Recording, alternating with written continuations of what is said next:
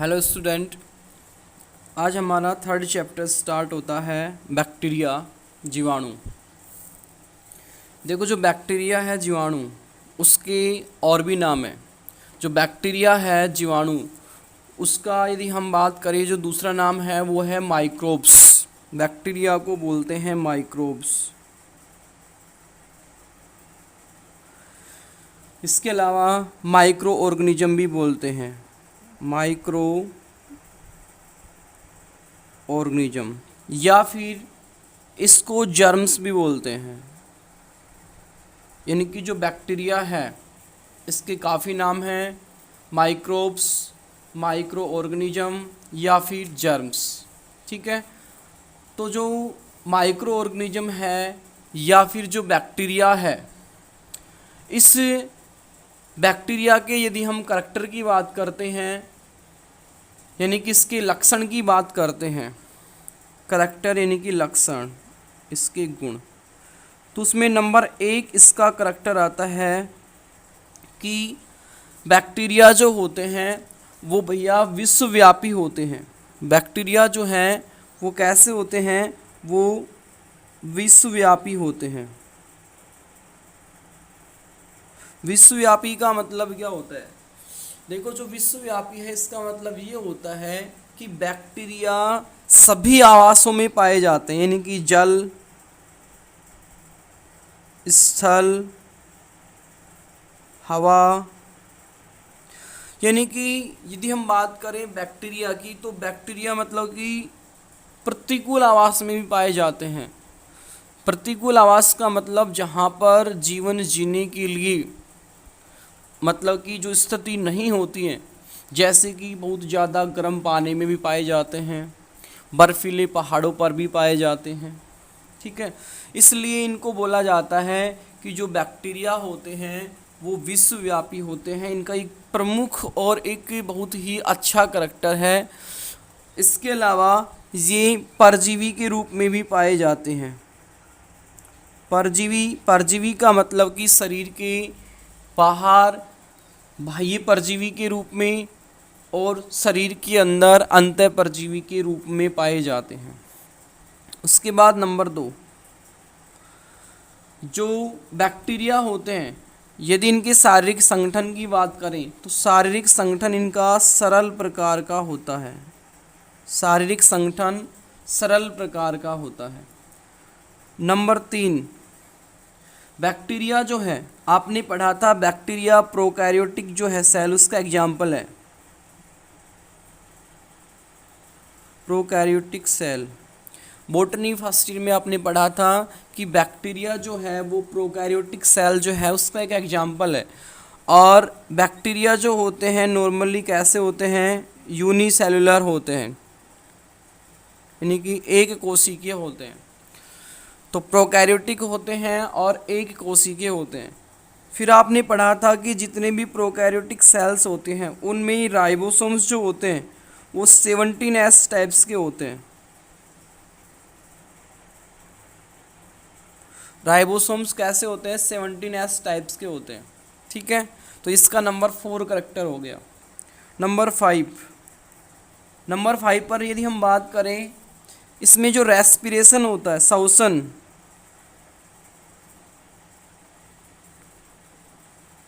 यदि श्वसन की बात करें, रेस्पिरेशन, वो होता है मीजोसोम के द्वारा। मीजोसोम्स जो होते हैं उनके द्वारा इसमें क्या होता है, श्वसन होता है। उसके बाद नंबर 6, इसके अंदर माइटोकॉन्ड्रिया,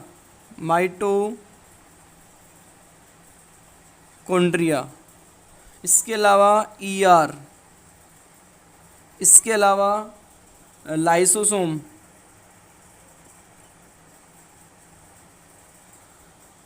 या फिर गोल्जी बॉडी की यदि हम बात करें,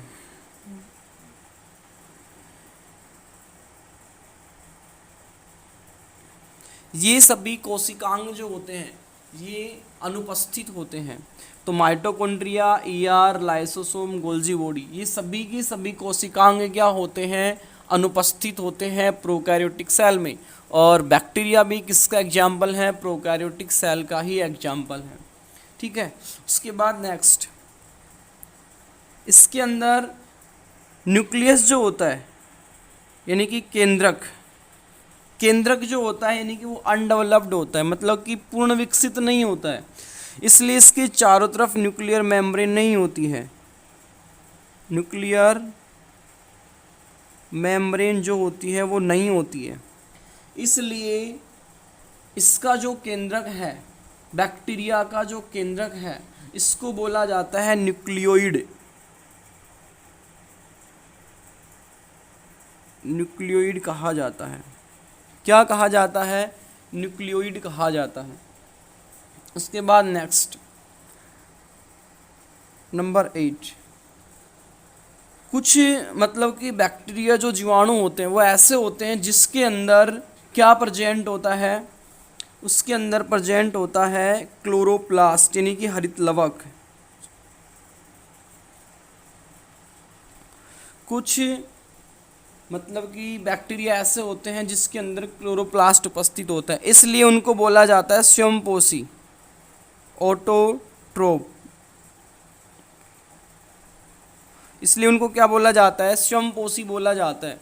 कुछ बैक्टीरिया ऐसे होते हैं जिसमें क्या प्रेजेंट होता है? क्लोरोप्लास्ट, हरित लवक पाया जाता है, इसलिए उनको क्या बोला जाता है? ऑटोट्रोपिक यानी कि स्वयंपोषी कहा जाता है। लेकिन नॉर्मली सामान्यतः कैसे होते हैं? परजीवी होते हैं। परजीवी का मतलब कि किसी भी प्राणी के शरीर के अंदर या बाहर परजीवी के रूप में पाए जाते हैं। इसके अलावा ये मृतोपजीवी होते हैं। मृतोपजीवी यानी कि मरे हुए जो जीव होते हैं उनको क्या करते हैं? उनको नष्ट करते हैं, उनको खाते हैं। नेक्स्ट नंबर 9, सेल वॉल जो होती है इनकी, जीवाणु में वो सेल वॉल उपस्थित होती है यानी कि प्रेजेंट होती है। सेल वॉल क्या होती है भैया? उपस्थित होती है। और ये जो सेल वॉल है ये बनी होती है म्यूकोपेप्टाइड की। म्यूकोपेप्टाइड की बनी होती है। सेल वॉल जो है वो किसकी बनी होती है? वो बनी होती है म्यूकोपेप्टाइड की।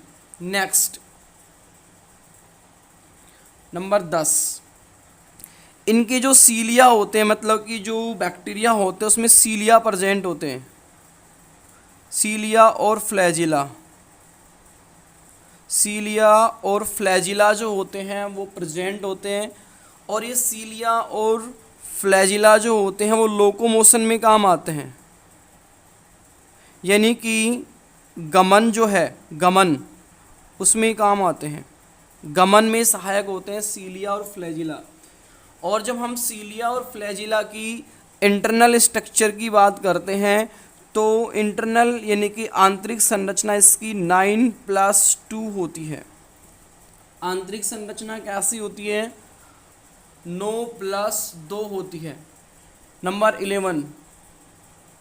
11 की बात करते हैं। नंबर 11 में क्या आता है कि इसके अंदर सामान्यतः प्रजनन जो है, प्रजनन जो होता है वो विखंडन के द्वारा होता है।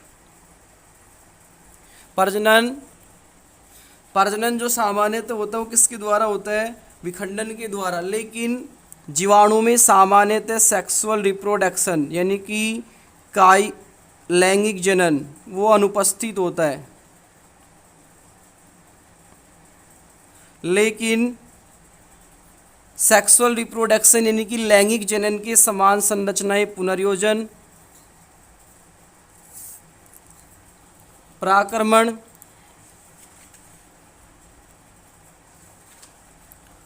और इसके अलावा संयुग्मन,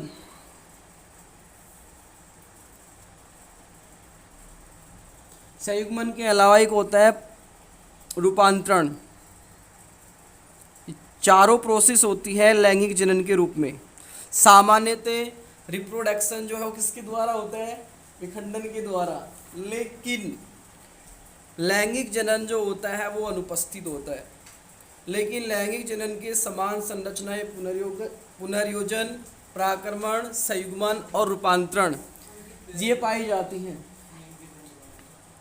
उसके बाद हम बात करते हैं इसकी शेप और साइज की। ये नॉर्मली इसके हो गए फंडामेंटल करैक्टर।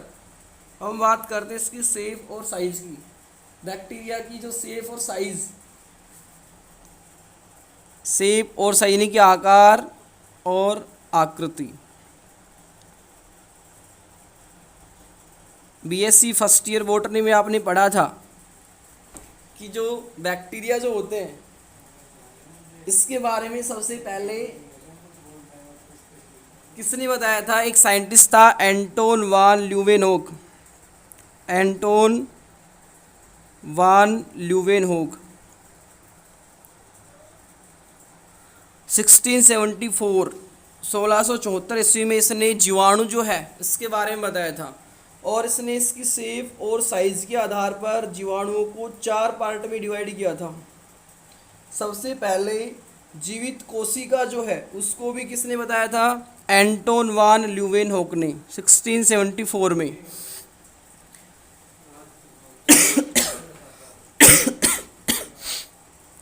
इसकी शेप और साइज के आधार पर बैक्टीरिया जो है वो 4 प्रकार के होते हैं। नंबर 1 पर गोलाकार, नंबर 1 पर गोलाकार जीवाणु।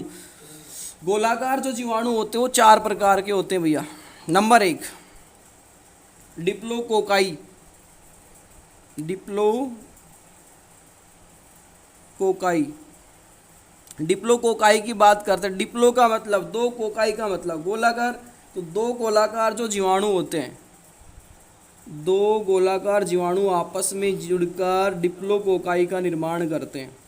और इसका एग्जाम्पल हो गया डिप्लोकोकस न्यूमोनी। एग्जाम्पल इसका हो जाएगा डिप्लोकोकस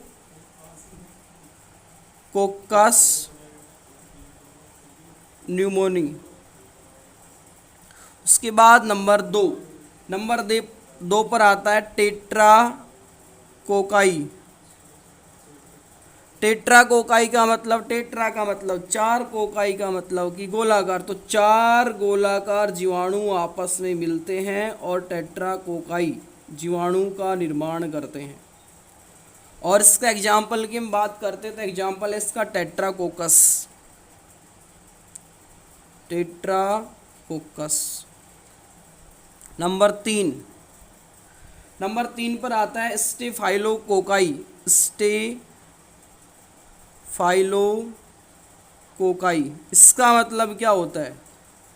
स्टेफाइलोकोकाई का मतलब कि बहुत ज़्यादा गोलाकार जीवाणु आपस में मिलते हैं और क्या बनाते हैं?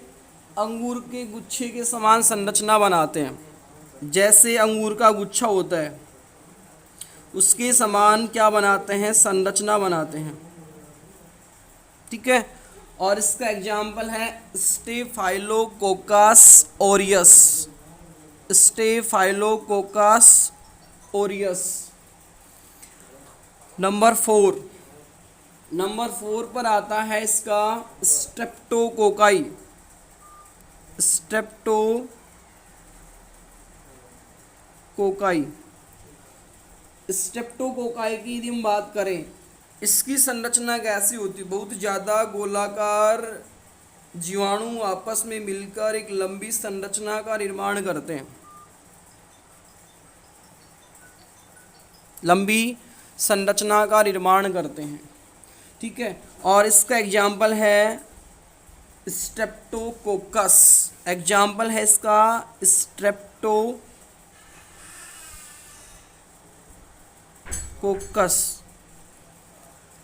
उसके बाद में नंबर 2 गोलाकार के बाद में नंबर 2 पर आता है बेसिलस। नंबर 2 पर आता है बेसिलस।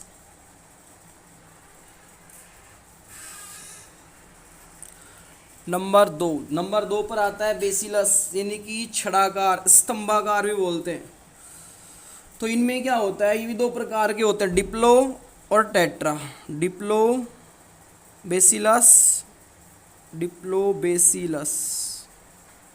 और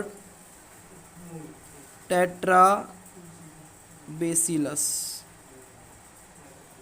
डिप्लो वही 2 यानी कि छड़ाकार बैक्टीरिया आपस में जुड़ते हैं, ये जुड़ गए और ये बनाते हैं डिप्लोबेसिलस। एग्जाम्पल है इसका डिप्लोबेसिलस, ठीक है। टेट्राबेसिलस में 4 जुड़ते हैं और 4 जुड़कर एक संरचना बनाते हैं, और इसका एग्जाम्पल होता है लैक्टोबेसिलस। लैक्टोबेसिलस। उसके बाद नंबर 3 पर आता है सर्पिल जीवाणु। सर्पिल जीवाणु यानी कि स्पाइरलम बैक्टीरिया। इसमें क्या होता है, ये इनकी संरचना एक मतलब कि स्पाइरल जो होती है, रिंग जो होती है उसके समान होती है। एग्जाम्पल हो गया इसका स्पाइरिलम। नंबर 4, नंबर 4 पर आता है विब्रियो या फिर कोमा जीवाणु। इनकी संरचना हुक के समान होती है और एग्जाम्पल है इसका विब्रियो कोलेरी।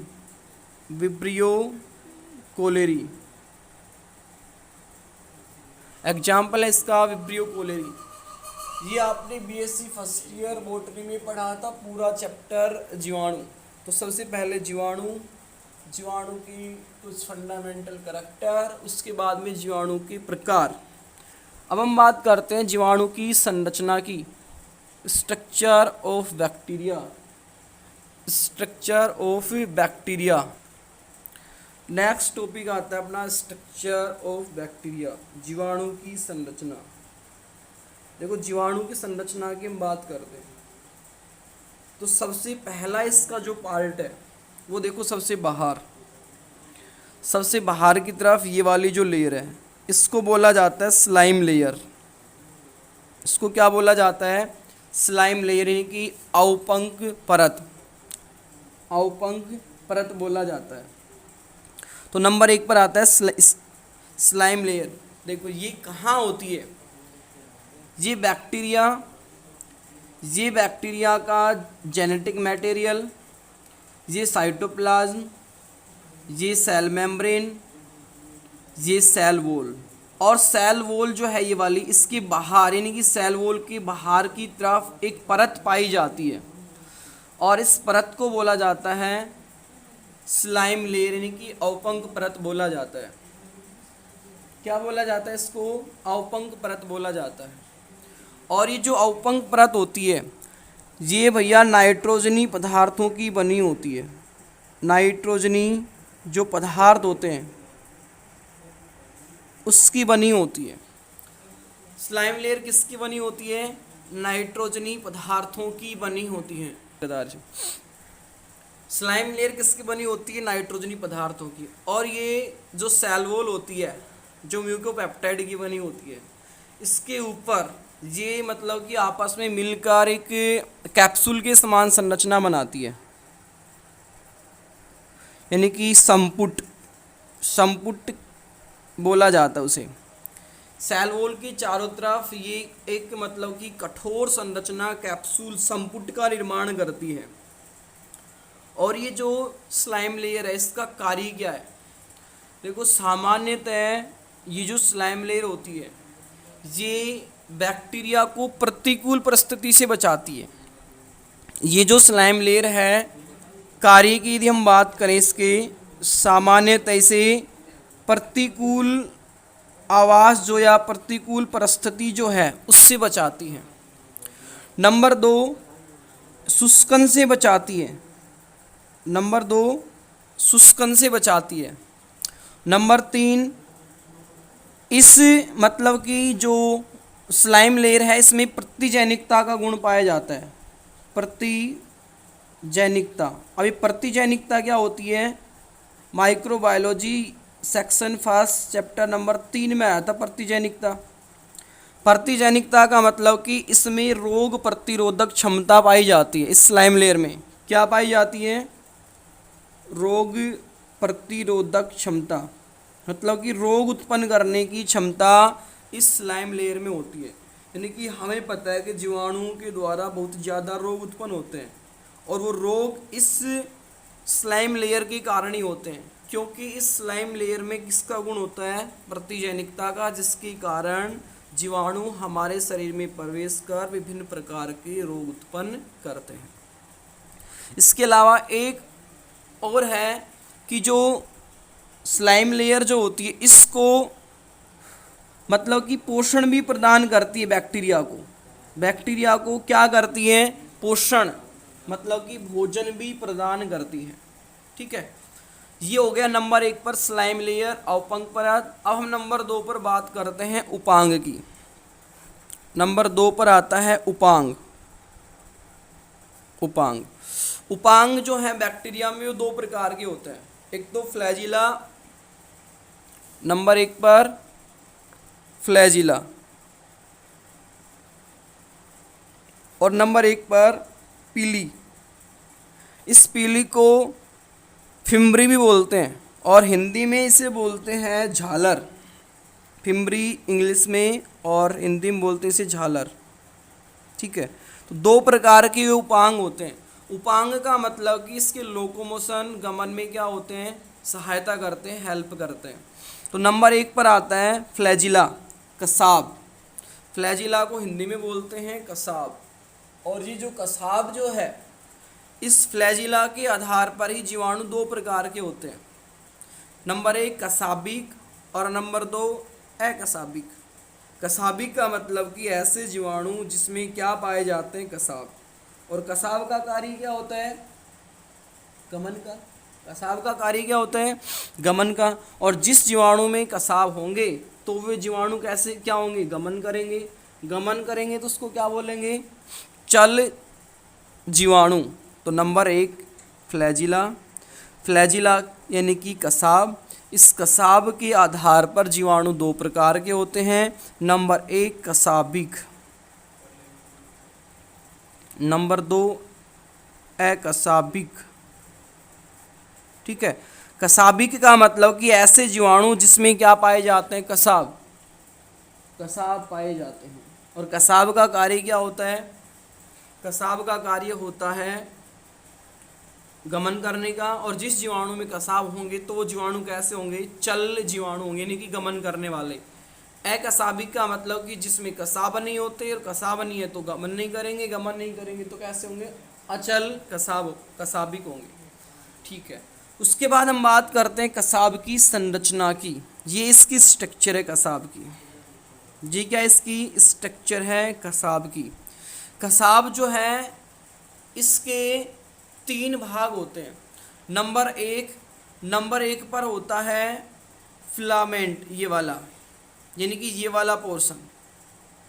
नंबर 2 पर होता है हुक। और नंबर 3 पर होता है ये वाला, यानी कि यहाँ से लेकर यहाँ तक। इसको बोला जाता है आधारी भाग, बेसल बॉडी बोला जाता है। तो इसके 3 भाग हो गए।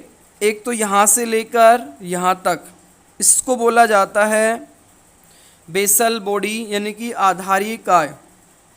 दूसरा भाग ये हो गया हुक वाला, और तीसरा भाग हो गया फिलामेंट वाला। ठीक है, तो हम नंबर 1 पर बात करते हैं बेसल बॉडी की। बेसल बॉडी जो होती है, इसके अंदर सेल वॉल और सेल मेम्ब्रेन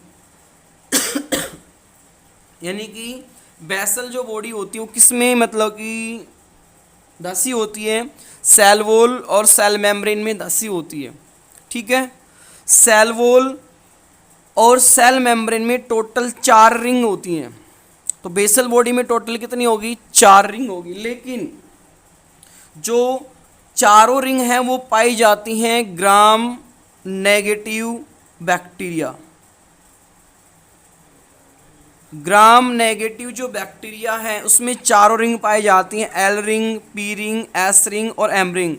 2 रिंग होती हैं सेल वॉल में, एल और पी। 2 होती हैं सेल मेम्ब्रेन में, एस और एम। ठीक है, और ये चारों के चारों रिंग किस में होती हैं? ग्राम नेगेटिव जीवाणु में होती हैं। उसके बाद जो ग्राम पॉजिटिव जीवाणु होते हैं उसके अंदर टोटल दो ही क्या होती हैं? रिंग होती हैं। इसमें कितनी होती हैं? 4 रिंग होती हैं। लेकिन ग्राम पॉजिटिव में कितनी होती हैं? 2 होती हैं। ठीक है, उसके बाद हम बात करते हैं नंबर 2 पर। और ये जो ग्राम पॉजिटिव जीवाणु हैं ग्राम पॉजिटिव जीवाणु में 2 रिंग कौन कौन सी होती हैं? वो होती है एक तो पी रिंग सेल वॉल की और एक एम रिंग सेल मेम्ब्रेन की। ग्राम पॉजिटिव जीवाणु में टोटल 2 रिंग, जिसमें से एक तो एम रिंग सेल मेम्ब्रेन की, एक पी रिंग सेल वॉल की होती है। लेकिन ग्राम नेगेटिव जीवाणु में चारों की चारों रिंग क्या होती हैं? उपस्थित होती हैं। ठीक है। नेक्स्ट नंबर 2 पर आता है ये वाला पोर्शन, हुक। हुक जो होता है इसका काम क्या होता है? देखो, हुक जो है वो फिलामेंट और बेसल बॉडी को जोड़ने का काम करता है। किसका काम करता है? फिलामेंट और बेसल जो बॉडी है उसको जोड़ने का काम करता है हुक। ठीक है। हुक के बाद हम बात करते हैं नंबर 3 पर, फिलामेंट। फिलामेंट जो होता है नंबर 3 पर, फिलामेंट मतलब कि एक तंतुनुमा संरचना होती है, सबसे आगे का भाग होता है। और इस फिलामेंट जो है इसकी लंबाई होती है 4 से 5 माइक्रोन मीटर और इसका डायमीटर व्यास जो होता है 120 एंगस्ट्रोम। इसका व्यास कितना होता है? 120 एंगस्ट्रोम होता है। और इसकी लंबाई कितनी होती है? 4 से 5 माइक्रोन मीटर होती है। इसके अलावा ये जो फिलामेंट होता है, इस फिलामेंट के अंदर एक प्रोटीन होती है और उस प्रोटीन का नाम है फ्लैजेलिन प्रोटीन। इस फिलामेंट जो है इसके अंदर एक प्रोटीन होती है, प्रोटीन का नाम है फ्लैजेलिन प्रोटीन। फ्लैजेलिन प्रोटीन। ठीक है। तो ये इसके 3 पार्ट हो गए, किसके? कसाब के। ठीक है।